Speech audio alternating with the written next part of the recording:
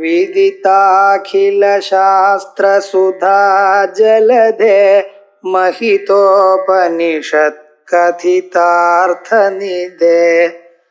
हृदये कलये विमलं चरणं भवशङ्कर देशिकमे शरणम् करुणावरुणालय पालय मां भवसागर दुःखविदूनहृदं रचयाखिल दर्शन तत्त्वविदं भवशङ्कर देशिकमे शरणम् तथा वा कैलासे कनकमणिसौधे सह गणैः वसन्तं भोरग्रे स्फुटघटित मूर्धाञ्जलिपुटः विभो साम्ब स्वामिन् परमशिव पाहि निगदन् विधातॄणां कल्पान् क्षणमिव विनेष्यामि सुखतः स्तवैः ब्रह्मादीनां जय जय वचोभिर्नियमिनां गणानां केलिभिः मरलमहोक्षस्य ककुदी स्थितं नीलग्रीवं त्रिनयनं पुमाश्लिष्टवपुषं कदा त्वां पश्येयं करधृतमृगं खण्डपरशुम् 24-25 ஸ்லோகங்கள். 24வது ஸ்லோகம் போன கிளாஸ்ல பார்த்தோம். அதுல காலத்தினுடைய ஒரு மகிமையே சொல்லியிருக்க. காலம்னா நம்ம டைம்னு தெரிஞ்சுட்டு இருக்கோம். அது அகண்ட காலம். நமக்கு தெரிஞ்சது கண்ட காலம். கண்ட காலம்னா தினங்களாகவும் மணிகளாகவும் நிமிஷங்களாகவும் பிரிஞ்சதான காலம். இந்த காலத்துக்கெல்லாம் அப்பாற்பட்டவர் பரமேஸ்வரன். ஆகையால் அவருக்கு கால காலம்னு பேரு. காலத்தை அளவிட்டு நமக்கு கொடுக்கிற இத்தனை நாள் இந்த ஊர்ல வாழணும் அப்படி பிராரப்த கர்மானுசாரமாக ஒவ்வொரு மனுஷனுக்கும் இத்தனை நாள் தான் வாழணும் அப்படின்னு அத யாராலையும் மாத்திக்க முடியாது. அந்த சமயமானது கர்மாவனால அது நின்று போறது. அப்படிப்பட்டதான அந்த காலத்தை ஜெயிச்சவர், காலத்துக்கு அப்பாற்பட்டவராக இருக்கிறவர் காலகாலனான பரமேஸ்வரன். மார்க்கண்டேய லீலையில இந்த காலகாலனா இருக்கும் தன்மையை நமக்கு காட்டியிருக்க. அப்படிப்பட்டதான காலமானது அது க்ஷணமாக ஆக்கி கொள்ளணும். எத்தனை நாளா இருந்தாலும் தீர்க்கமான காலத்தையும் ஒரு க்ஷணமாக ஆக்கி கொண்டு சந்தோஷமா இருக்கணும் அப்படின்னு சொல்றார். அதற்கு வழி என்ன? கதாவா கைலாசே கனகமணி சௌதே சகணை. அந்த கைலாச பர்வதம் கில ஆசா, அதனால கீலாசான்னு பேர். ரொம்ப நாளும் அங்க இருக்காராம் பரமேஸ்வரன். பரமேஸ்வரன் இங்க எல்லாம் இருக்காரோ இல்லவோ, அதனால அதுக்கு கீலாசா. ஆசை கீழ இருந்தாரோ இல்லையோ, அதனால கீலாசமும் ஆச்சு. கீலாசமே கைலாசம் ஆச்சு. கைலாசம்ங்கிற பதத்துக்கு என்ன, வெகு நாட்களாக அங்கே இருந்துட்டு இருக்காரா, பர்மனன்ட் ரெசிடென்ஸ் அவருக்கு. எப்பாவது வரணும்னா அவருடைய சொரூபம் அப்படி போகும். ஆனா அவர் மட்டும் அங்கே இருந்துட்டு இருக்கார். அப்படி இந்த கைலாச பர்வத்துல கைலாசே கனகமணி சௌதே, தங்கத்தினாலையும் மணிகள்னாலையும் செயற்பட்டதான இழக்கப்பட்டதான உபரிக்க கமணி சௌதே சகணை, அவர் மட்டுமா இருந்துட்டு இருக்கார். நந்தீஸ்வரன், சண்டீஸ்வரன், பிருங்கி முதலிய மகர்ஷிகள்லாம் அவரோட இருக்க. சகணை வசம் சம்போ அக்ரே, அந்த பரமேஸ்வருக்கு முன்னால் நின்று பரமேஸ்வரனை எப்பொழுதுமே பார்த்து கொண்டு இருக்கணும். ஏதோ நம்ம இங்க இருக்கோம் அப்ப போனோம்னு இல்ல, எப்பொழுதும் பரமேஸ்வர தர்சனம் இருந்துட்டே இருக்கணும். சம்போ அக்ரே ஸ்புட கடித மூர்தாஞ்சலி புட, தலையில சிரங்கூப்பி ரெண்டு கைகளையும் கூப்பிண்டு அம்பஜலி கொண்டு விபோ சாம்ப சுவாமின் பரமசிவ பாகி தினிகதன், ஏ சாம்பா, அம்பாளோடு கூடியிருக்காராம். அதனால அவருக்கு சாம்பன்னு பேர். சர்வதா சர்வகாலமும் அம்பாளை விட்டு ஒரு காலமும் இருக்க மாட்டார். அப்படிப்பட்டதான சாம்ப சுவாமின்னு, உலகத்துக்கெல்லாம் சுவாமி. பிதாசி லோகஸ்ய சராச்சரஸ்ய, உலகத்தில் இருக்கிற எல்லோரையும் பிதேவ புத்திரான் ரக்ஷ ரக்ஷஸ்வனஹாங்கிறது உபனிஷத். அப்பா எப்படி குழந்தைகளை அன்போடு அரவணைச்சு காப்பாத்துட்டு அவளுக்கு முன்னுக்கு வராரோ ஒன்றுக்கு வரும்படி பண்றாரோ அதே போல எங்களை காப்பாற்றுங்கிறது. அப்படி சுவாமின்னு க்ஷணமிவ பரமசிவ பாகி பரமமங்கள ஸ்வரூபமா இருக்கக்கூடியதாக தாங்கள் எங்களை காப்பாத்துதோ பாகி நிகதன்னு அதை சொல்லிக்கொண்டே விஜாத்திருணம் கல்பான பரமேஸ்வரனுடைய கல்பங்கள் பிரம்மதேவனுடைய கல்பங்கள் நமக்கு 4,80,000 வருஷங்கள் ஒரு கல்பம் ஒரு கலியும் அதுக்கு 2 மடங்கு மேல இருக்கக்கூடியதான திரேதாயுகம் திரேதாயுகம் அதுக்கு 2 மடங்கு துவாபர யுகம் அதுக்கு 2 மடங்கு ருதயுகம் இப்படி வருஷங்கள் போயிட்டு இருக்கு. ஒவ்வொரு யுகத்துக்கு நடுவுல ஒரு 4 லட்சம் வருஷம் இன்டர்மீடியன்ட் பீரியட் பிரளயம். இப்ப என்ன ஆச்சு இத்தனை லட்சங்கள் வருஷங்கள் ஆச்சுன்னா அது ஒரு ஆவர்த்தம். அது போல நீங்க 28வது ஆவர்த்தத்துல இருக்கு. அஷ்டாவிம்சதி தமே கலியுகே என்பார். 28வது கலியுகத்துல நாம இருந்துட்டு இருக்கோமா? இன்னும் 72 கலியுகங்கள் ஆகணும். அப்பதான் மகாபிரளயம் ஏற்படும். ஒரு ஒரு இது பிரம்மதேவருடைய ஒரு சமயம் பூர்த்தியாகும். அப்படி இருக்கக்கூடியதான அந்த சந்தர்ப்பத்தில் அத்தனை சமயத்தை ஒரு க்ஷணம் மாதிரி முடிச்சு விடுவேன். எதுக்கு? பரமேஸ்வரன் எதிர்க்க இருக்கும் பொழுது அவரை இந்த நாமாக்களுக்குனே நான் முடிப்பேனேங்கிறார். விவோ சபஸ்வாமின் பரமசிவ பாகி தினிகலன்னு உறக்க சொல்லிக்கொண்டே விஜாத்திருடாம் கல்பான் க்ஷணமிவ வினேஷ்யாமி சுகதா ஆனந்தமாக கிடப்பேன். காலம் இருக்க இந்த காலமானது நமக்கு போறது தெரியப்படாது. அதான் ஆனந்தத்துக்கு லட்சணம். நம்ம ஆனந்தமா இருக்கோம்னு சொன்னா காலம் போனது தெரியாது. 1 மணி நேரம் மறந்து நம்மளை மறந்து வீட்டை மறந்து கவலையை மறந்து அந்த பகவன் நாமாவை கேட்டு இருக்கோமேன்னு ஒரு திருப்தி ஒரு ஆனந்தம் வந்ததையானால் அதான் ஒரு ஆனந்தம். அவ்வளவு சீக்கிரமா ஆயிடுது அப்படின்னு நினைச்சோம்னா நிஜமாக இன்வால்வ் ஆயிருக்கு. அந்த பரமேஸ்வர அனுகிரகம் நமக்கு வந்திருக்கு அப்படின்னு அர்த்தம். என்னமோ சொன்னதையே சொல்லிட்டு இருக்கார், போர் அடிக்கிறது, வேற வழி இல்லை, வெளியில மழை பெய்யறது, போகவும் முடியாது, இப்படியே நினைச்சேன்னு பார்த்தேன்னா அது நிஜமா சிரமமா இருக்கு. விவகாரம் என்ன, இந்த காலமானது வெகு சீக்கிரமாக போறது என குறிக்கிறதான காலமானது என்னத்தை குறிக்க? நம்ம மனசனுடைய நிலையை குறிக்க. இது 1 மணி 2 மணி நேரம் சொல்லிட்டு இருக்க இவ்வளவு தீர்க்கமாக இருக்கக்கூடியதான பிரம்மதேவருடைய கல்பம் இருக்க அந்த கல்பத்தையும் ஒரு கடமா முடிச்சு விடுவேன். ஏன்னா அவ்வளவு ஆனந்தம் இருக்கு. அந்த பரமேஸ்வர தர்சனத்தினால அவ்வளவு ஆனந்தம் இருக்கு. அது எப்பொழுது எனக்கு கிடைக்கும்? இப்ப சாதாரணமாக மனுஷாளுக்கு முக்தின்னு சொல்றா. அந்த முக்தியானது மேல போய் ஒரு ஸ்லோகத்தை போல சாலோக்கியம் சாரூபியம் சாமீபியம் சாயுஜ்யம் இப்படின்னு 4 விதமான முக்தியை சொல்ல போற. சாக்கியம் அந்த லோகத்துல இருக்கிறது. அந்த லோகத்துல இருக்கிறதுன்னா என்ன விசேஷம்னா நமக்கு இது போல கொடுங்கெல்லாம் இல்லை, கவலை இருக்காது. ஆத்துக்கு வந்தா காலமே ஜலம் வருதோ இல்லையோ, குழந்தை திறந்தா கரண்ட கட் ஆயிடுமோ, எத்தனை கவலைப்பட்டு இருக்கா பாருங்க மனுஷர்களுக்கு. அவைகள்லாம் இல்லாமல் எல்லாமே வசதியாக இருக்கக்கூடியதான ஒரு லோகத்துல நாம இருக்கோம் அப்படிங்கிற ஒரு திருப்தி சாலோக்கியம். ஆமா, சாமீபியம் ஏதோ ஒரு லோகத்துல இருக்காருல்ல, பரமேஸ்வரனுக்கு ரொம்ப கிட்ட இருந்தா சில பெனிஃபிட்ஸ் எல்லாம் இருக்கும் அப்படிங்கிறது. அதை விட பரமேஸ்வரனுக்கு என்ன உருவமோ அதே உருவமும் உங்களுக்கு கிடைக்கும். அது சாரூபியம். அப்ப என்ன அர்த்தம்? இன்னும் சில பெனிஃபிட்ஸ் உண்டு.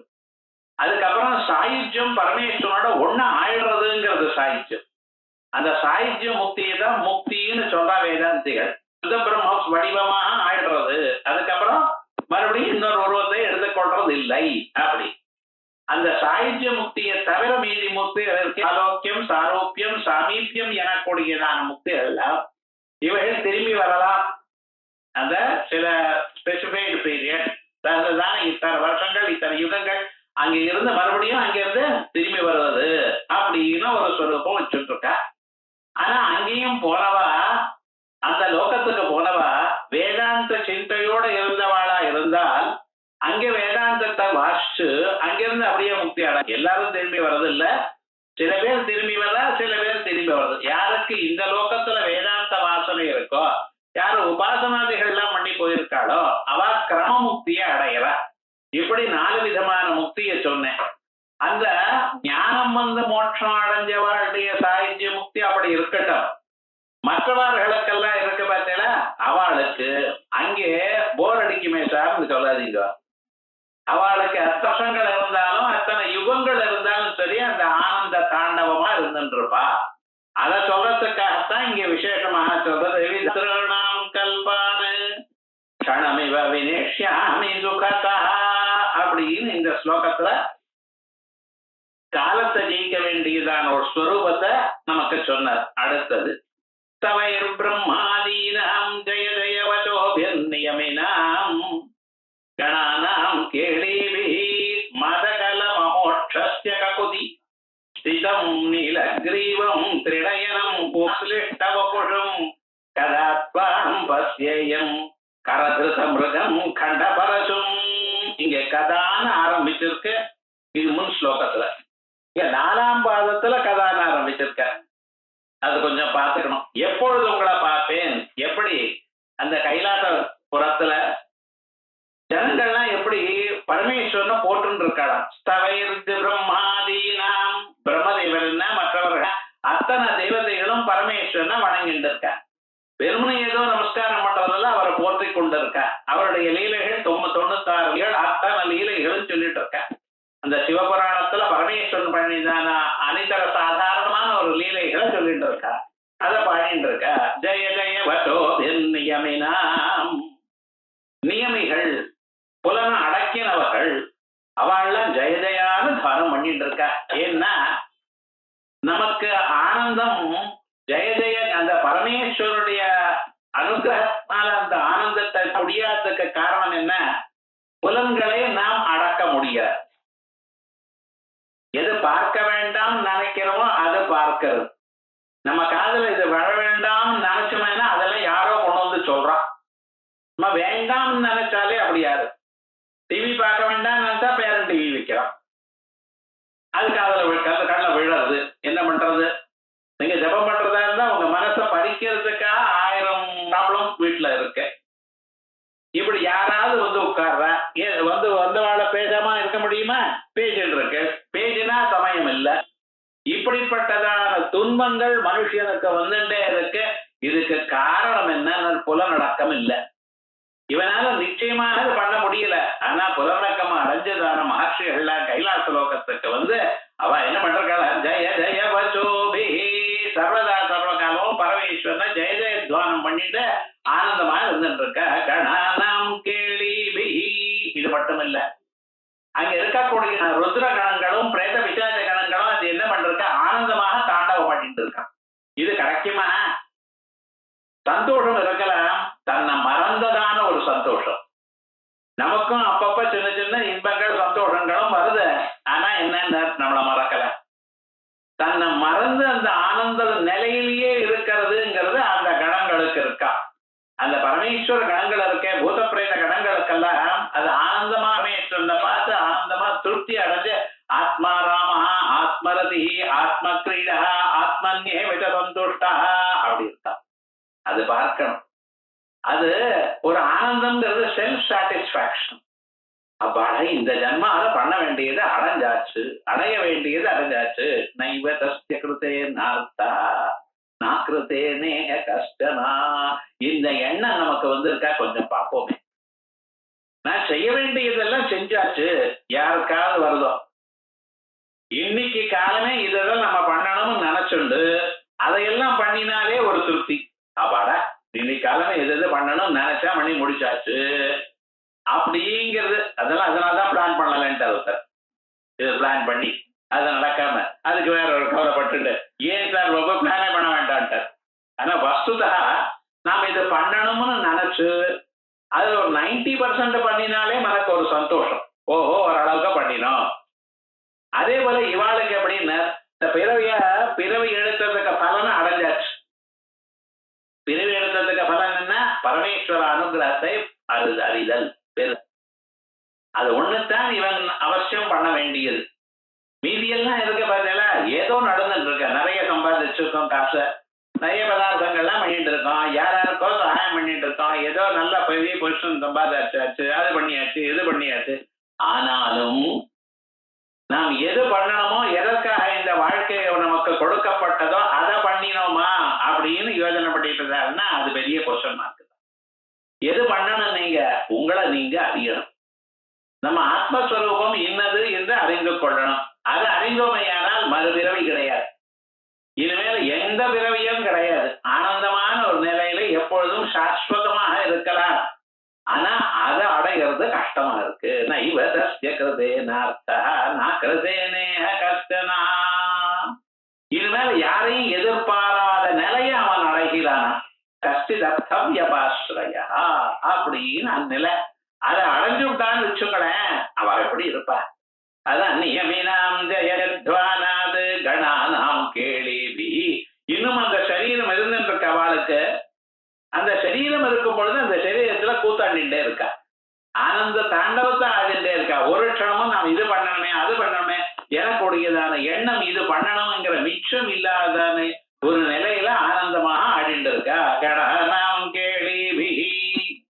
இப்படியே அந்த ஊர், அந்த பரிசரம் சந்தோஷமா இருப்பா. நடுவுல நாம இருந்தாலும் நமக்கு ஒரு சந்தோஷம், அது பார்க்கணும். நமக்கு எங்க பார்த்தாலும் நம்ம சுத்தி இருக்கிறவா என்னன்னு அவளும் என் மூக்கால் அழுதுண்டே இருக்கா. எப்படி இருக்குன்னு சொன்னேன்னா அதுக்கப்புறம் ஆரம்பிச்சு விடுறான். ரொம்ப கஷ்டமா இருக்கு. ஒவ்வொருத்தருடைய கவலையை கேட்டா வருத்தமாகத்தான் இருக்கு. மீதி என்ன வேண்டாம், உடம்பே சரியா இல்லைங்கிறான். எழுதுண்டா தலை சுத்துறது அப்படிங்கிறான். கேட்டா சயாட்டிக் ப்ராப்ளம். என்ன பண்றது? தலை சுத்துறது, நேரா உட்கார முடியல, ஒரு காரியமும் பண்ண முடியலன்னு எவ்வளவு கஷ்டம் வாழ்க்கையில பாருங்க. அதே விதமா எழுந்து ஓட முடியல, கால் வலி கை வலின்னு சொன்னா ரொம்ப சிரமமா இல்லையோ? ஏதோ வயசான பிறகு வந்தா பரவாயில்ல, வயசான பிறகு வந்தாலும் அவ சொல்றப்ப மனசுக்கு ரொம்ப கஷ்டமா இருக்கு. இன்னொருத்தர் மேல டிபெண்ட் பண்ண வேண்டி இருக்குன்னு சொன்னா எப்படி இருக்கும்? நம்ம பாட்டுக்கு நம்ம போனோமா, கடைக்கு போனோமா, வேண்டியது பார்த்தோமா, வாங்கிட்டு வந்தோமா அப்படிங்கிற நிலை இல்லாம எப்பொழுதுமே இன்னொருத்தர் மேல நம்ம டிபெண்ட் பண்ணிட்டு இருக்கணும்னு கஷ்டம் இல்லையா? இது முதல்ல சீரக்கமான ஒரு கஷ்டம். அதற்கு பிறகு அக்கம் பக்கத்துல இருக்கிறவா அவளுக்கும் கஷ்டம் இருக்கு, நமக்கும் கஷ்டம் இருக்கு. ஆனா நீங்க சந்தோஷமா இருந்தா வயசரிசல் படுறா, நீங்க கஷ்டமா இருந்தா கஷ்டப்பட்டுன்றது என்ன, இவ்வளவுதானா, இன்னும் வேணும் இவருக்கு அப்படின்னு நினைக்கிறேன். என்ன பண்றது பாருங்க. இது போல ஒரு சூழ்நிலை ஒரு மனுஷன் வாழறதுங்கிறது நிஜமா கஷ்டமா இருக்கு. லோகத்துல பார்த்தேன்னா இதுதான் இருக்கு, எல்லாம் நமக்கு தெரியல. இதே நான் ஊதி கவனிச்சடையானால் ஜனங்கள் இப்படித்தான் பழகிட்டு இருக்கா. ஒனப்மேன்ஷிப், உங்களை விட நான் மேல இருக்கணும், இந்த ஐடியால தான் இருந்துட்டு இருக்கா. ஒருமே எந்த துறையிலையும் இருந்துட்டு இருக்கா. அப்ப என்ன விவகாரம்? இது இருக்கிறதுனால்தான் மனுஷனுக்கு கஷ்டமா இருக்கு. இவைகள் இல்லாத இடமா அது, அதனால ஆனந்தமா இருக்கா. இப்ப விவகாரம் அவாவா அவ காரியம் பார்த்துட்டு இருக்கா, அவாவா செல்ஃப் கண்டெய்ன்ட் ஆனந்தமா ஏதோ ஜென்மாவா அடைஞ்சாச்சு. அந்த பரமேஸ்வருடைய தர்சனம் நமக்கு கிடைக்கிறதுக்கு நாம் பரமேஸ்வரோட ஆனந்தமாக பார்த்து கொண்டே இருப்போம். அந்த நிலையில இருந்து ஆடிட்டு இருக்காங்க. மகள கணானாம் கேளிபி மதகல மகோட்சஸ்ய ககுதி. அதுக்கு மேல அந்த பரமேஸ்வரன் எப்படி இருந்துட்டு இருக்க? மதகல மகோட்சஸ்ய, கொழுத்து விளங்கி கொடுக்கக்கூடியதான பெரிய காளைக்கு மேல உட்கார்ந்துட்டு இருக்க. இந்த பரமேஸ்வரன் ஏன் சார் காலையில உட்கார வச்சு வேற எதுல உட்காரப்பட? அவருக்கு மட்டும் வாகனம் என்ன? இந்த வாகனத்தை பத்தி நமக்கு தெரிஞ்சுக்கணும். வாகனம் அந்த தெய்வத்தினுடைய ஒரு தர்மத்தை சொல்றது. இத பரமேஸ்வரன் எப்படின்னு அவருக்கு மோட்சமானது கொடுக்கணும் ஆசை எல்லோருக்கும். எல்லோருக்கும், ஆணா இருக்கட்டும், பெண்ணா இருக்கட்டும், குழந்தையா இருக்கட்டும், வயசானவரா இருக்கட்டும், எல்லோருக்கும் மோட்சத்தை கொடுக்கணும், சுவாத்மானந்தத்தை கொடுக்கணும் எனக்கூடியதான எண்ணம் உள்ளவர். அந்த உயர்ந்ததான ஒரு நிலையை அடையணுமே, ஆனால் அதற்கு வழி என்ன? சும்மா கொடுத்துடுறது இல்லை, அவாவா அதை சம்பாதிச்சு அடையணும். அதுக்குன்னா அதுக்கு ஒரு 4 வழி சொல்லியிருக்க. தர்ம அர்த்த காமோட்சம், அறம் பொருள் இன்பம் வீடு. அந்த மோட்சம் இருக்குன்னு ரொம்ப பேருக்கு தெரியாது. உலகத்துல போய் கேட்டு பாருங்க, யாராவது மோட்சம்னா என்னன்னு ஒன்னும் தெரிய மாட்டேங்கிறது வாழ்க்கை. விடுதலை, மரணம் இப்படிங்கிற ஒரு அர்த்தத்துல தான் அவ சொல்லிட்டு இருக்க. ஆனா மோட்சம்ங்கிற ஒரு பதார்த்தம் இனிமேல சரீரம் இல்லாத அந்த நிலை என்கிறது தெரியல. அப்ப அந்த தெரிஞ்சவளுக்கும் ஓரளவுக்கு 4 பேர்கிட்ட கேட்ட மோட்சமா இப்படி ஒரு நிலை இருக்கு, நாம் எப்படி முழிச்சுட்டு ஒரு நிலை இருக்கமோ, சொப்ன நிலைன்னு ஒண்ணு இருக்குமோ, துதுன்னு ஒரு நிலை இருக்குமோ, இதே போல மோட்சம்னு ஒரு நிலை இருக்கப்பா அப்படின்னு தெரிஞ்சின்றவா சாஸ்வதமான மறுபடியும் எப்பொழுதுமே எந்த சமயத்திலும் துன்பமே வராததான நிலை என்று அறிந்தவர்கள் கூட அது எப்படி அடையிறதுன்னு தெரியல. இது இருக்குன்னு தெரிஞ்சுட்டு இருக்க, அது எப்படி அடையிறது? அதுக்கு ஏதாவது வழி உண்டோ? நிறைய காசு கொடுத்தா அது வந்துருமோ, இல்ல சிரமப்பட்டா வருமோ? தெரியலையே. ஒலிம்பிக்ஸ்னா காலம் பிறந்து வேற வரைக்கும் எத்தனை வருஷங்கள் ஒவ்வொருத்தரும் முயற்சி பண்ணிட்டு இருக்கான், அதுல போய் ஒரு பந்தயத்துல ஜெயிக்கணும்ட்டு. அது மாதிரி மோட்சத்துக்கு ஏதாவது பந்தயம் இருக்கா? இருந்ததுன்னா எல்லாரும் ட்ரை பண்ணுவா, அதுவும் இல்லையே. இதுக்கு என்ன வழி அப்படின்னு வேதங்களை பார்த்தேனால் வேதங்கள் என்ன சொல்றது?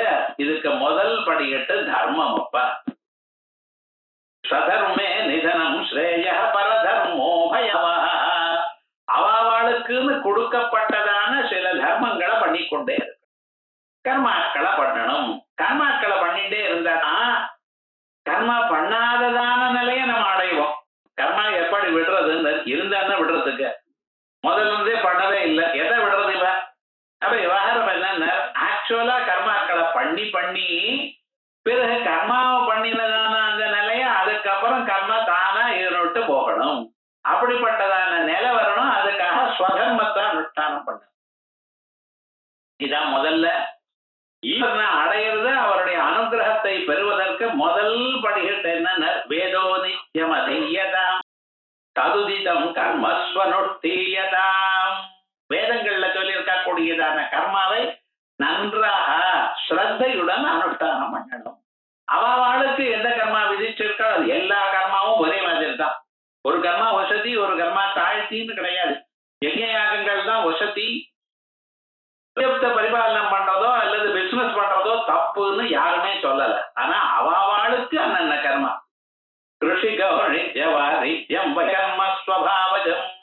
பசுக்களை பார்த்துட்டே இருக்கார், காப்பாத்திட்டு இருக்கார். அந்த வைசியனுக்கு உயர்ந்ததான ஒரு தர்மம்.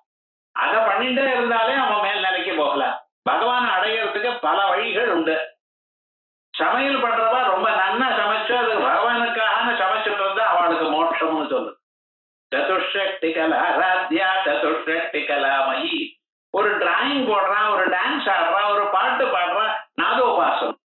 ஆனா என்ன, யாருக்கு எது விதிச்சிருக்கோ அதை அவர்கள் சின்சியரா பண்ணினா பகவானை அடையலாம்.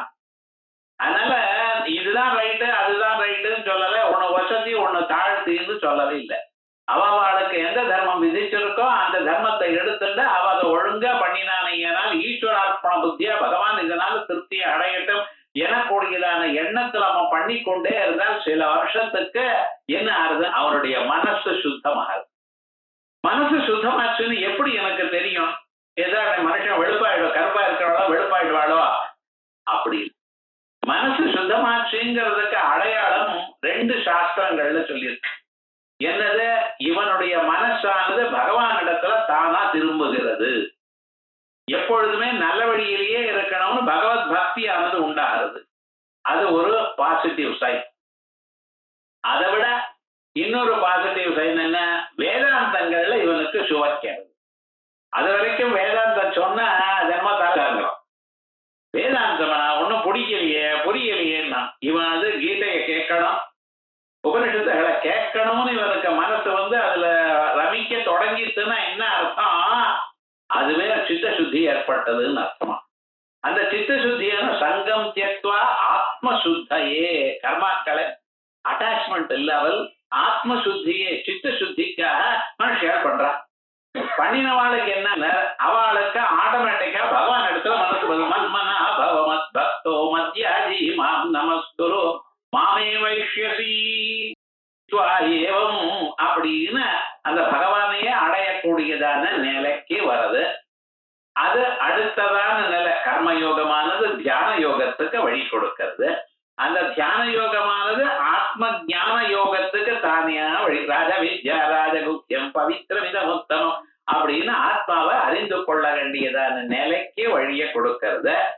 இப்படி அது வந்ததேயானால் சிரவண நித்தியாசனங்கள் அதை பத்தி கேட்டுக்கொண்டே நம்ம இருந்தோம். ஏனால் நம்ம அறியாமலே மனசு அதுக்குள்ள தானா மூழ்கி போறது.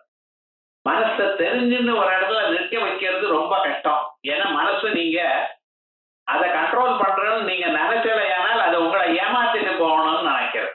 அதனுடைய சுபாவம் அப்படி. தானா விட்டு விட்டுலையானால் அது வேற வழி இல்லாமல் இங்க போய் லயிக்கிறது.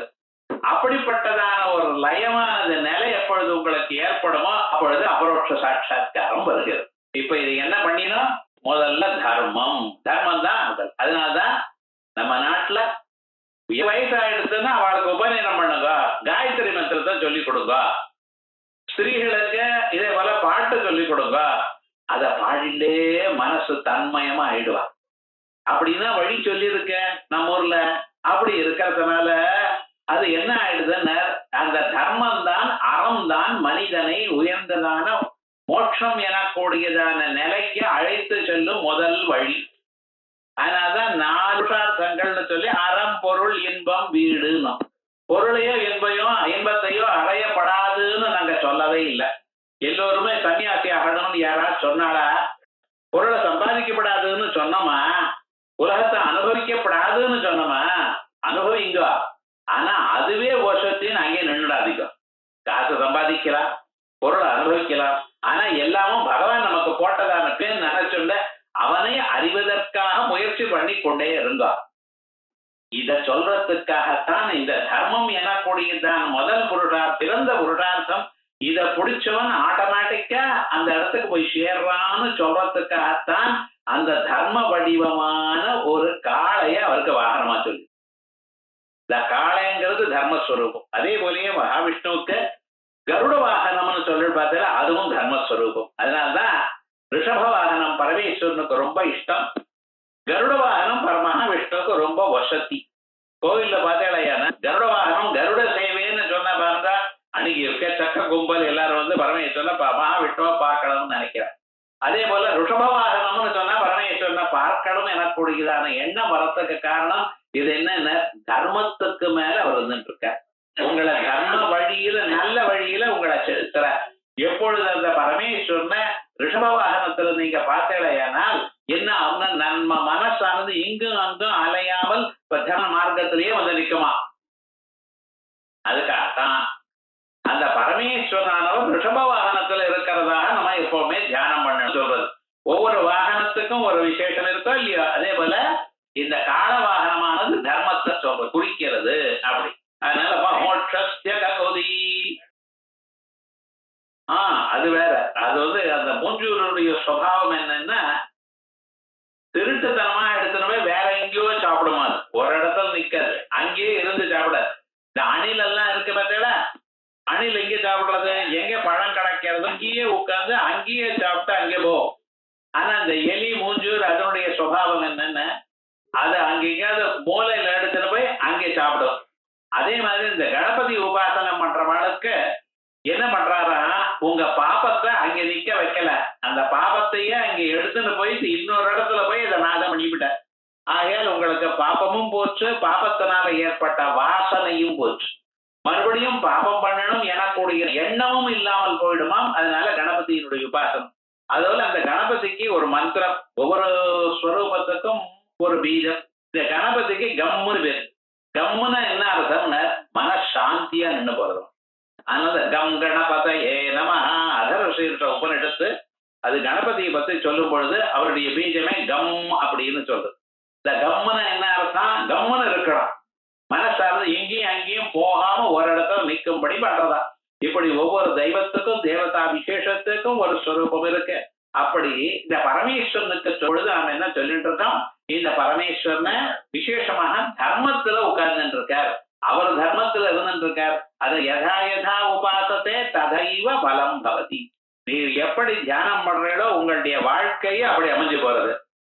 அதே மாதிரியே பரமேஸ்வரனை தர்ம தெய்வத்துக்கு மேல இருக்கிறதா தியானம் பண்ணலையான உங்க வாழ்க்கை முழுக்க தர்மமாக அமைஞ்சிருக்கு. தர்மமாக எப்ப நீங்க செல்ல ஆரம்பிச்சுட்டோ அப்புறம் என்னதுன்னு இனிமேல மீதி எல்லாம் சுலபமா தானா வந்துருது அப்படின்னு.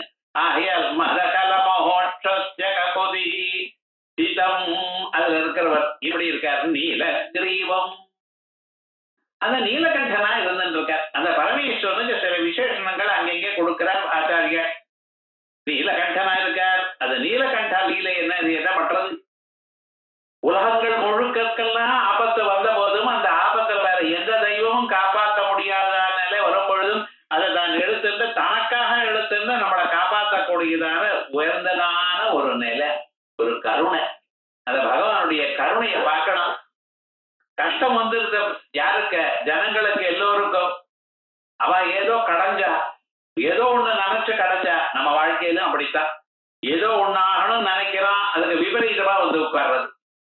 அமிர்தம் வேணும்னு கடைஞ்சா, ஆனா அமிர்தத்துக்கு பதிலாக ஆலாஹல விஷம் வந்தது. அமிர்தம் முன்னால வந்தது, ஆனா முன்னால என்ன வந்துருது? ஆலாஹல விஷம் வந்தது.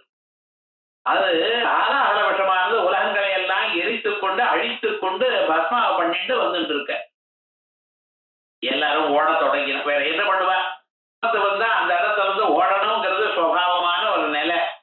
தேவதைகள் உட்பட ராட்சதாள் உட்பட எல்லாரும் ஓடிக்கொண்டிருக்கா. பரமேஸ்வரன் பார்த்தார், இவளை காப்பாற்றணுங்கிறதுக்காகத்தானா நான் இருக்கேன் அப்படின்னு சொல்லி அதை கையில வாங்கிட்டு விழுங்க ஆரம்பிச்சுட்டார்.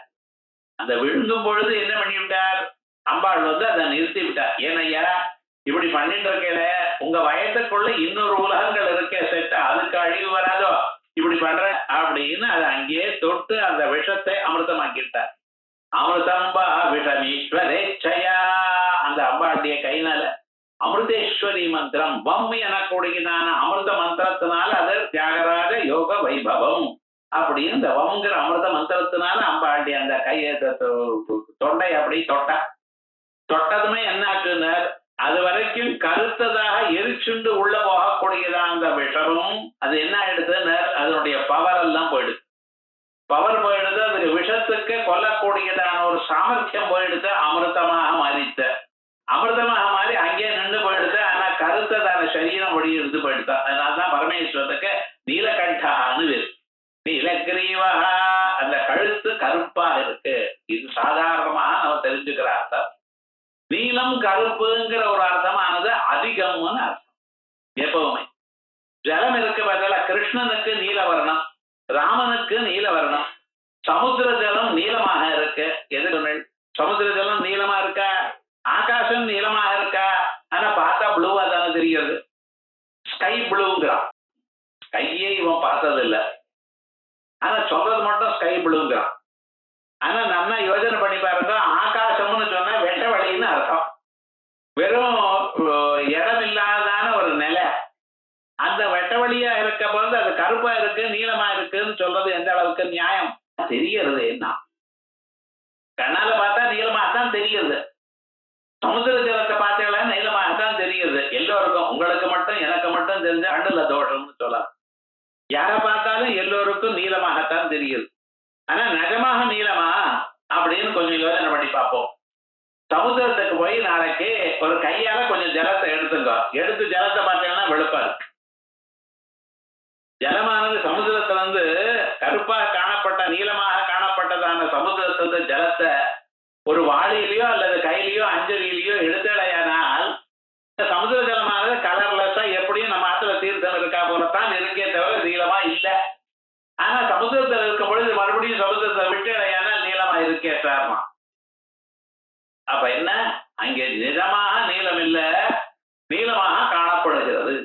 அதே போல ஏரோப்ளைன்ல இங்க இருந்து மேல போனேன்னா அது வெளியில பார்த்தா என்னாச்சு? நீளமா இல்ல, அங்கேயும் சாதாரணமாகத்தான் இருக்கு.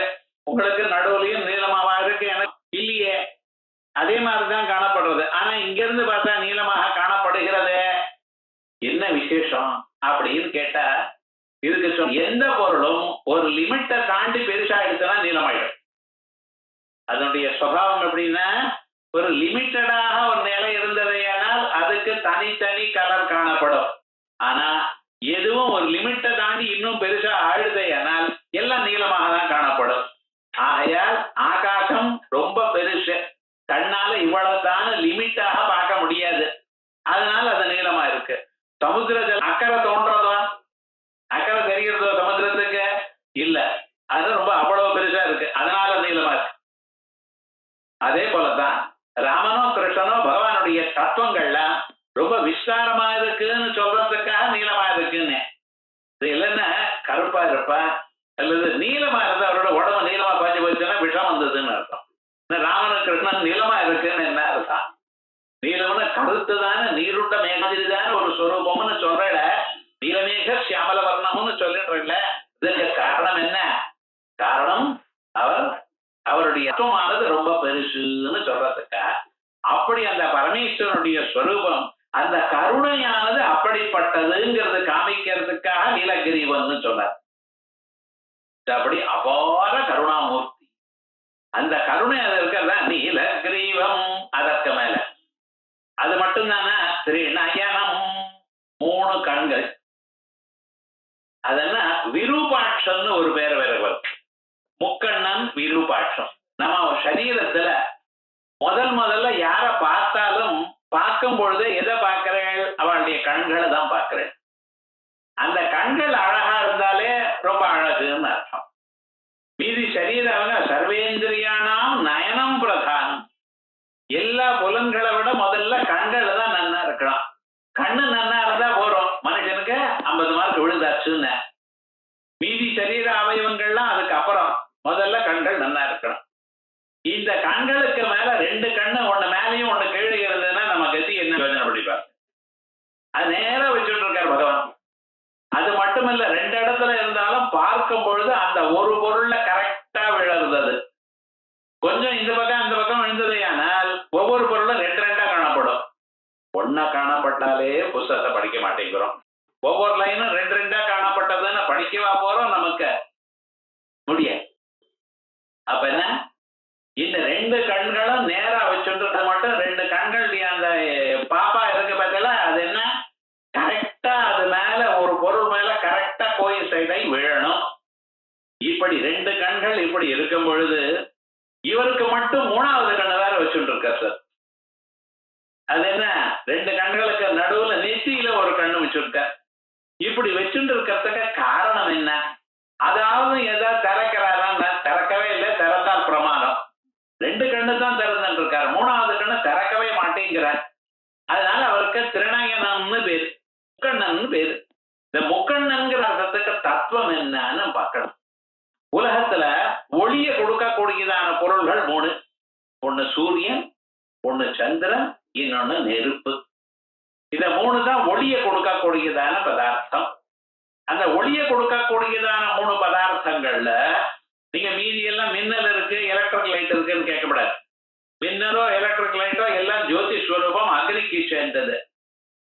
அக்னி ஒண்ணு, இருக்கக்கூடியதான எல்லா ஜோதிஷங்கள்லயும் அக்னி ஒண்ணு, மீதி சூரியன் சந்திரன். அதனால்தான் நத்திர சூரியோபாதி ந சந்திர தாரகம் நேமா வித்யுதோ பாந்தி குதோயம் அக்னி அப்படின்ட்டு சூரியன் சந்திரன் மீதி எல்லாம் அக்னிங்கிற கேட்டகரியில சேர்த்துவிட்டோம்.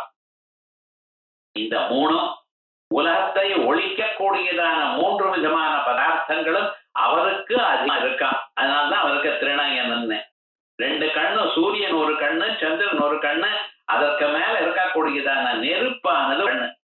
இந்த சூரியன் சந்திரன் என்னன்னா, சந்திரன் சீதளமாக ஒரு ஒளியை கொடுக்கிறார், சூரியன் உஷ்ணத்தோட ஒளியை கொடுக்கிறார். 2ம் ஒளியை கொடுக்கக்கூடியதான்.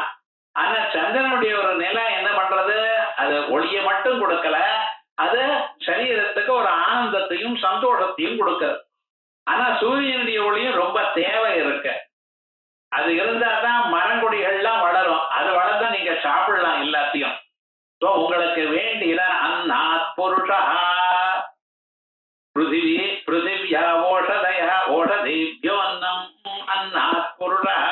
பூமி மட்டும் இருந்தா போராது, அந்த பூமியில மரங்கொடிகள்லாம் வளரணும். அது வளர்றதுக்கு யாருடைய சகாயம் வேணும்? சூரிய கிரணங்கள் வேணும். அந்த சூரிய கிரணங்கள்னால மரங்கொடிகள் வளர்ந்த பிறகு அதுல இருக்கக்கூடியதான பழங்களையோ காய்கறிகளையோ நீங்க சாப்பிடுற.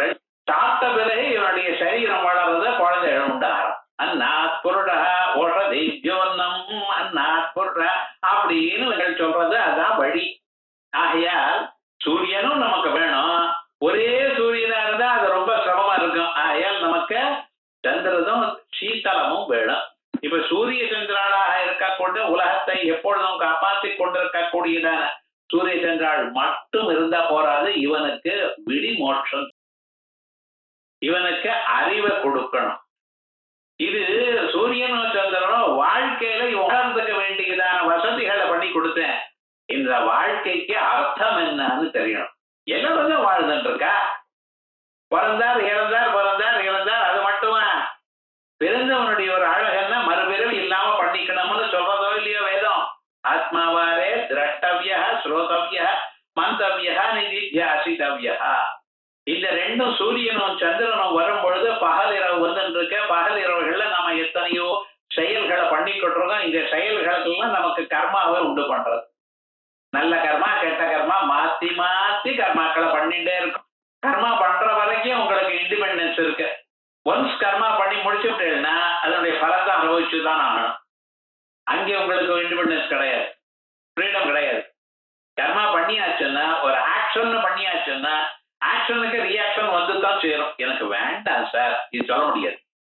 தெரியாம பண்ணிவிட்டேன் சார், அனுபவின்ட்டார் அவ்வளவு. ஏன்னா உமக்கு பண்றதுக்கு வேண்டியதான வசதி ஃப்ரீடம் நான் முதலையே கொடுத்துருக்கேன்.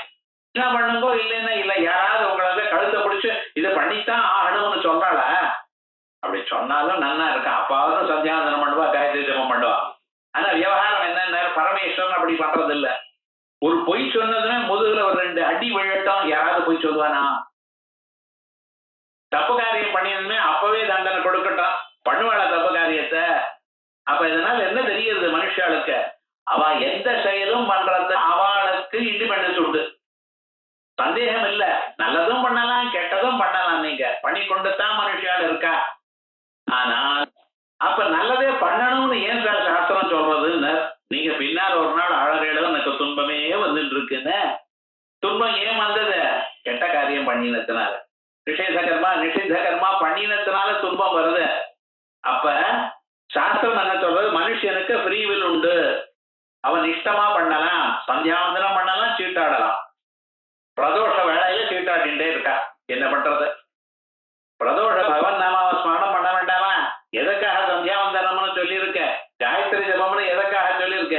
அந்த சமயத்துல பத்திரமா நம்ம இருக்கணும்ட்டு. ஆனா அந்த சமயத்துல வேற ஏதோ காரியம். எப்ப பார்த்தாலும் டிவியில பார்த்தேன். அந்த பிரதோஷ வேலையில தான் ஏதோ ஒரு சவத்தை எடுத்து போய் எரிச்சுட்டே இருக்கா. அந்த சமயம் தான் அவனுக்கு அதான் கிடைக்கிறது. என்ன பண்றது? எதை பார்க்கப்படாதுன்னு சொல்றாலும் வீட்டுல எல்லாரும் சாப்பிட்டுட்டே அதை பார்க்கறான். இது வேற கோரம் சொல்லுங்க பார்க்கலாம்.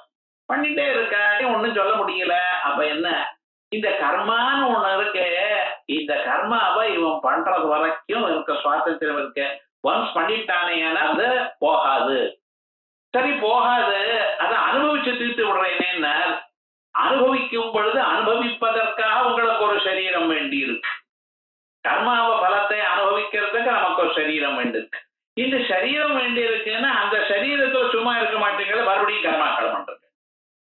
நம்ம கர்ம பலத்தை மட்டும் அனுபவிச்சுட்டு இருக்கோம், வேற ஒன்றும் பண்ணாம இருக்கோம்னு இருக்க முடியறதா?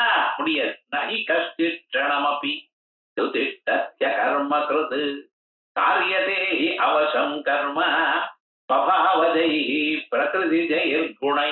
என்ன பண்றது? பிரபாவமாக பிரகிருதியினால வந்த கர்மாக்களுக்கு சத்வரஜ சமோ குணங்கள்னால மனுஷன் கர்மாவை பண்ணிட்டே இருக்கான் சார். கர்ம பலத்தை அனுபவிக்கிறோம். புதுசான கர்மாவை பண்ணாம இருக்கணும்னு நினைக்கிறோம். யாராலையும் பண்ணாம இருக்க முடியாது. ஞானியா இருந்தா சமாதியில இருந்துருவான். சமாதியில இருக்கும் பொழுது சரீர தோற்றம் இருக்காது. அப்பொழுது அவன் பண்ண மாட்டான். நமக்கு அப்படி இருக்க முடியாதா? சமாதி தெரியலையே, சமாதி வரலையே. அப்ப என்ன? கர்மாக்களை பண்ணிட்டே இருக்க. கர்மாவை அனுபவிக்கிறத விட அதிகமான கர்மா நீங்க பண்ணிட்டே இருக்க. இந்த ஒரு வலையில மாட்டிகிட்டே இருக்கும். இதான் சம்சாரம்ங்கிற ஒரு சமுத்திரம். இதுக்குள்ள மாட்டிட்டு இருக்கான். இவனை காப்பாற்றணும்னு சொன்னா யாரு காப்பாற்ற முடியும்னு? அந்த ஞானாக்னி சர்வ கர்மாணி பத்மசாத் குரு அர்ஜுனா. அது ஒண்ணுதான் வழி, வேற ஒண்ணும் இல்லை. ஏன்னா கர்மாக்களை அனுபவித்து கர்மாக்களை முடியல, கர்மாக்களை அனுபவிக்க மாட்டேன்னு சொல்ல முடியல, கர்மாக்களை நான் பண்ணாம இருக்கேன்னு சொல்ல முடியல. உங்களால கர்மாவை பண்ணாமல் இருக்க முடியாது. கர்மாக்களை பண்ணி ஆகணும். கர்மாக்களை பண்ணியாச்சுன்னா அதனுடைய பலத்தை அனுபவிக்கணும். பலத்தை அனுபவிக்கும் பொழுது மறுபடியும் ஒரு சரீரம் வேணும். சரீரத்தினால்தானே நமக்கு வரக்கூடியதான இன்பமோ துன்பமோ சரீரம் வாயிலாகத்தானே தெரியுது. சரீரத்தை எடுத்துக்கிறேன், அந்த சரீரம் இருக்குமே திருப்பியும் கர்மா பண்ணிட்டு இருக்க. என்ன சார் பண்றது? கடனை அடைக்கிறதுக்காக இன்னொரு கடன் வாங்கிட்டே இருக்கான். லோக பண்ற காரியம். ரெஃப்ரிஜரேட்டர் வாங்குறான், அது என்னடா ஏதோ கையில காசு வந்த பிறகு காசை கொடுத்து வாங்கி விடுறதுன்னு பழைய நாள் மெத்தட். கடன் வாங்கப்படாது பழைய நாள்ல. பெரியவாள்லாம் பாருங்க கடன்னாலே நடுங்குவா. கிடையாது. இப்பெல்லாம் குழந்தைகள் முதல்ல உத்தியோகத்துக்கு போனதுமே ஒரு 40,000 ரூபாய்க்கு கரண்ட், ஒரு ரெஃப்ரிஜரேட்டர், இது டிவி, 30,000 ரூபாய்க்கு ரெஃப்ரிஜரேட்டர், ஒரு 40,000 ரூபாய்க்கு ஸ்டோவ். அது அவன் உட்கார்றதே இல்லை. காலமா 6 மணிக்கு வேணா ராத்திரி 12 மணிக்குன்னா வரான். அது உட்கார்றது இல்லை. அது பாட்டுக்கு என்ன ஆச்சுன்னு எல்லாமே கையில காசு இல்லை, தவணை முறையா வாங்குறது. இது அந்த தவணை முடியறதுக்குள்ள அதை ரிப்பேர் ஆயிடுறது. அதை மாத்திக்கோங்க. 20,000 ரூபாய் ரெஃப்ரிஜரேட்டர் 2,000க்கு எக்ஸ்சேஞ்ச் ஆஃபருங்கிறான். எனிதிங் ஃபார் எனிதிங் எக்ஸ்சேஞ்சுங்கிறான். என்னமோ சொல்றான் அவன். வியாபாரம் சிந்தனம் அவன் பாட்டுக்கு பண்ணிட்டு இருக்கான். மறுபடியும் இந்த தவணை முடிஞ்சது, மறுபடியும் அடுத்த தவணை ஆரம்பிச்சிடு. அது ஆறுறதுக்குள்ள மறுபடியும் ரிட்டையர் ஆகிற பரியந்தம் எல்லா கடனும் இருக்கு சார். இவனும் அது வரைக்கும் அனுபவிக்கல. அதே மாதிரிதான் இப்படி போயிட்டு. அதனால கடனை முடிக்கிறதுக்காக இன்னொரு கடனை வாங்கிட்டு கடனை முடியாம எப்படி இருக்கோ இதுதான் இவன். பிறக்கிறப்ப ஜாயமானோகவை பிராமண திரிவர்ணபா ஜாயதே. ஒவ்வொருத்தரும் பிறக்கும் பொழுது 3 கடனோட பிறந்திருக்கான். பிதிரு தேவதைகளை கிட்ட சிலது கடன் வாங்கினா, தேவதைகள்கிட்ட ஒரு கடன் வாங்கினா, மகர்ஷிகள்கிட்ட கடன் இன்னும் மேல கொடுக்கறதுக்கு ஆள் இல்லை. அதனாலதான் இதை எப்படி இந்த கடனை தீர்க்கிறதுன்னு வேதாத்தியனம் பண்ணினதுனால ரிஷிகளுடைய கடன் போறது. விவாகம் பண்ணிட்டு குழந்தைகளை பெற்றுக்கிறதுனால பிதிரு தேவதைகளுடைய கடன் போறது. நீங்க ஜபம் பண்ணினீங்கன்னா தேவதைகளுடைய கடன் போறது. யஜ்ஞ யாகாதிகள் ஜபம் பண்ணினா தேவதைகளுடைய கடன் போறது. இப்படி அதனால வேதாத்தியனம் பண்ணினேலையானால், வேத மந்திரங்களை படிச்சேலையானால், ரிஷி உங்களுக்காகத்தானே அந்த வேதங்கள்லாம் அவ தியானம் பண்ணி கொண்டு வந்து கொடுத்துருக்கா. அவளுடைய கடன் போயிட்டது. பித்ரு தேவதைகளுக்கு என்னன்னா, நமக்கு குழல் பிறந்தா நம்ம மரணத்தை அடைஞ்ச பிறகு அவ தர்ப்பணம் தேவஸ்வயம் இப்படிப்பட்டதான கிரியைகள்லாம் பண்ணுவான். பண்ணினாலேயானால் அப்ப என்ன உங்களுக்கு மட்டும் இல்ல, உங்களுடைய அப்பாவுக்கு அவளுடைய அப்பாவுக்கு அது வரைக்கும் விவகாரம்னா 3 தலைமுறை வரைக்கும் அவளுக்கு வேண்டியதான எல்லா பைத்திருக்கமான கர்மாக்களை பண்றதுனால பித்ரு தேவதைகளுக்கு திருப்தி ஏற்படுறது. அதனால அந்த கடன் போயிடுறதா. ஜபம் பண்றதுனாலேயே யாகாதிகள் பண்றதுனால தேவான் பாவயதா நேன தே தேவா பாவயந்திவ பரஸ்பரம் பாவயந்த ஸ்ரேய பரம பக்ஷ்யதா அப்படின்னு நீங்க தேவதைகளுக்கு யஜ்ஞ யாகாதிகள் அக்னிஹோத்திராதிகள்லாம் மண்ணிலையானால் தேவதைகள் என்ன பண்றாங்க, உங்களுக்கு மழையை கொடுக்கிறார். எப்படி 2 பேரும் சௌக்கியமா இருக்கலாம். இப்படி மானிட பிறக்கிறப்பே 3 கடனோட பிறந்திருக்கான். இப்ப பாருங்க எத்தனை பேர் கடனை தீர்க்கிறான். ஒண்ணு கல்யாணம் பண்ணி குழந்தைகளை பெற்றுட்டு இருக்கான். அது ஒண்ணுதான். மீதி ஒண்ணு வேதாத்தியனம் பண்றதோ யஜ்ஞயாகம் ஜபம் பண்றதோ விட்டுவிடும். அந்த கடன் எதுவுமே ஆகல. எப்படி ஞானம் வரும்? ஞானம்னு வந்ததே ஆனால் எல்லா கர்மாக்களும் புண்ணிய கர்மாக்கள் பாப கர்மாக்கள் எல்லாம் ஒரு கணத்துல போயிடுறதா. ஞானாக்னி சர்வ கர்மாணி பஸ்மதாத் குருதே அர்ஜுனா. மிச்சமில்லாத எல்லா விதமான கர்மாக்களையும் அடியோடு எரிச்சு விடுறது. சத்யதா விஷீகாதூலம் அக்ன உப்ரோதம்.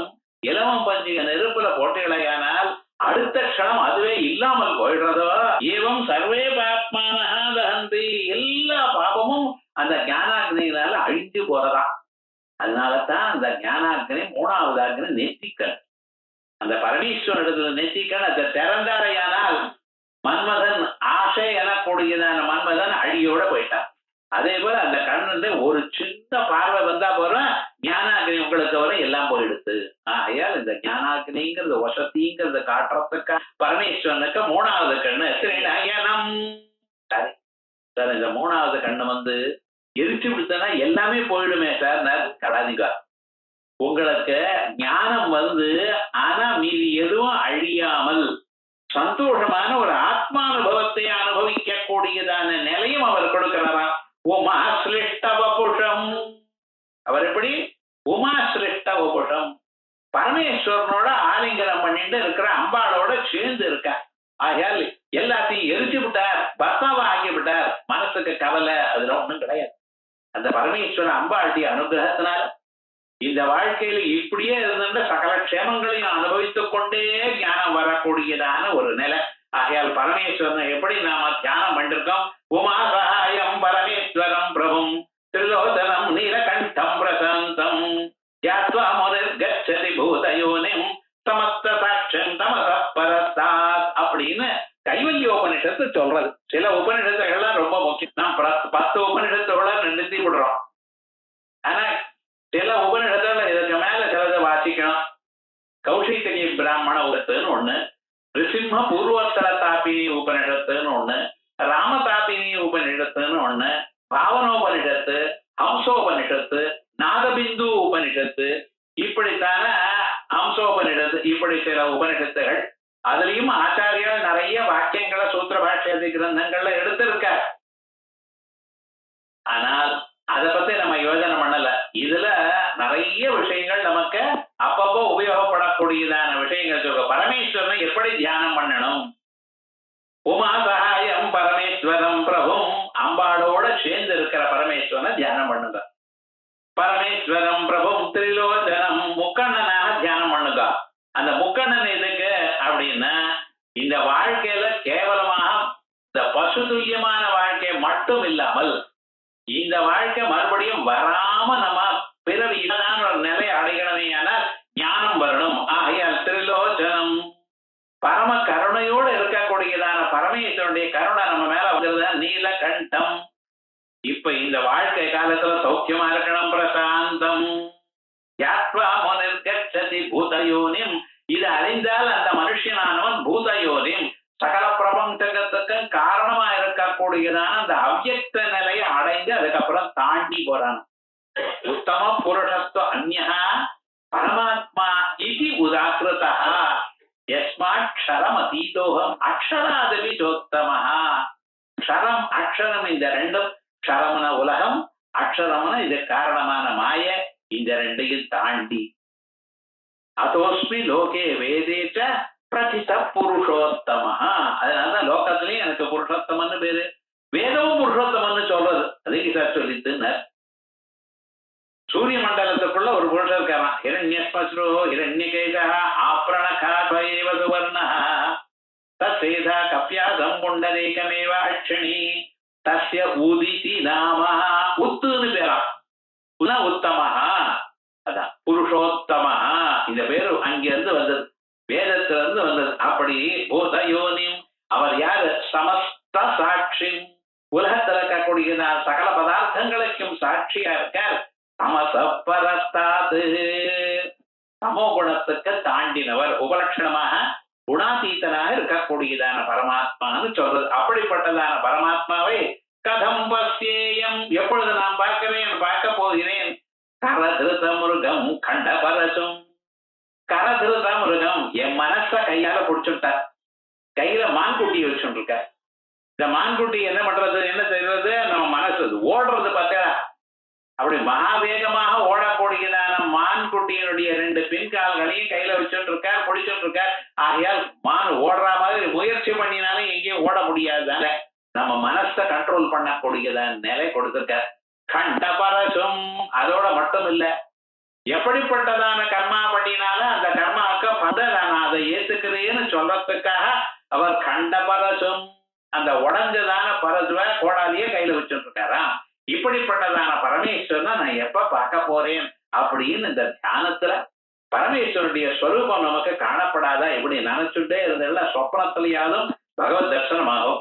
தவைர் பிரம்மாதீனாம் ஜய ஜயவசோ நியமினாம் கணானாம் கேளீபிஹி மதகலமஹோடஸ்ய ககுதி ஸ்திதம் நீலக்ரீவம் திரிணயனம் உமாஸ்லிஷ்டபுஷம் கதாத்வா பஸ்யேயம் கரதிருதமிருகம் கண்டபரசும் அப்படின்னு தியான ஸ்வரூபத்தை பரமேஸ்வரன் தியானம் பண்ண வேண்டியதான அந்த கோலங்களை 2 ஸ்லோகத்துல சொன்ன. இதுக்கு மேல் பாகமானது நாம்